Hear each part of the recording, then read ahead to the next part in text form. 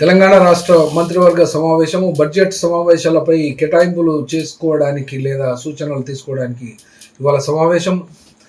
మంత్రి అనగా ముఖ్యమంత్రి మరియు ఫైనాన్స్ మినిస్టర్ రేవంత్ రెడ్డికి సంబంధించినటువంటి మంత్రివర్గులతో సభ్యులతో ఇవాళ సమావేశం. అట్లాగే 28వ తేదీ నాడు ఉప ముఖ్యమంత్రి బడ్జెట్ ప్రతిపాదనలు బడ్జెట్ ప్రవేశపెడతారు.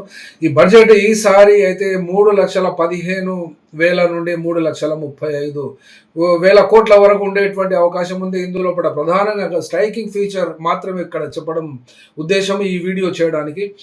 ఉద్యోగులు వాళ్లకు సంబంధించినటువంటి జీతాలు ఎంత ఇస్తున్నారు, అప్పులు ఎంత కడుతున్నారు అనబడేటువంటి అంశము, రిటైర్డ్ అయినటువంటి వాళ్ళకి ఎంత ఇవ్వాలి, ఎంత ఇస్తున్నారు అనే దాంట్లో ఒకసారి చూద్దాం.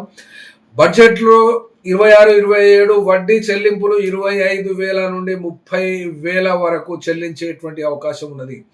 అట్లాగే ఉద్యోగుల వేతనాలు 63,344 వరకు ఇది అంచనా ఉంది. పెన్షన్స్ అంటే రిటైర్ అయినటువంటి వాళ్లకు 13,000 నుండి 13,110 కోట్ల నుండి ఎక్కువ ఉండేటువంటి అవకాశం ఉంది. కానీ ఇవి ఏ వరకు కూడా సరిపోవు. ఎందుకనంటే ఉద్యోగులకు పర్మనెంట్గా ఉన్నటువంటి ఉద్యోగులు 5,21,000 మంది, అట్లాగే కాంట్రాక్ట్ అండ్ అవుట్ సోర్సింగ్లో ఉన్నటువంటి వాళ్ళ సంఖ్య 4,93,000, అంటే 10 లక్షల పైచిలకే ఇక్కడ ఉద్యోగులు ఉన్నారు. కాబట్టి ఉద్యోగుల బాగోగులు చూడనప్పుడు ఎవరికి బాగు చేస్తారు అనబడేటువంటి ప్రశ్నే ఉంది.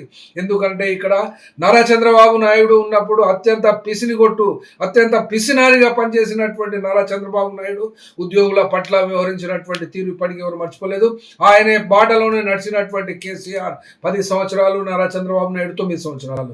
రేవంత్ రెడ్డి అంత టైం ఉండేటువంటి అవకాశం అయితే కనబడతలేదు. ఎందుకంటే ఎంత ఎక్కువగా ఉద్యోగులను, రిటైర్డ్ అయినటువంటి వాళ్ళను హింసిస్తారో, పీడిస్తారో వాళ్ళు ఎక్కువ కాలము ప్రభుత్వంలో ఉండే అవకాశం ఉంటుంది అని గనక భావించినట్లయితే ఇది పొరపాటు పడినట్టే రాజకీయ అంచనాలకు కూడా. ఎందుకంటే ఇదివరకటి సమాజము తెలంగాణ సమాజము కాదు. కాబట్టి ఏరికోరి తెచ్చుకుంటే రేవంత్ రెడ్డి పరిపాలన ఉద్యోగులను మరియు రిటైర్డ్ అయినటువంటి వాళ్ళను కూడా తమ యొక్క పదవి కాలంలో కూడా ఇవ్వవలసినటువంటి రిటైర్మెంట్ బెనిఫిట్స్ కూడా ఇస్తలేడు. కాబట్టి ఇప్పుడు ఇక్కడ అర్జెంటుగా చెప్పుకోవాల్సినటువంటి 1,00,000 కోట్లు 26-27 ఈ యొక్క నిర్మాణాలకు చేస్తారట.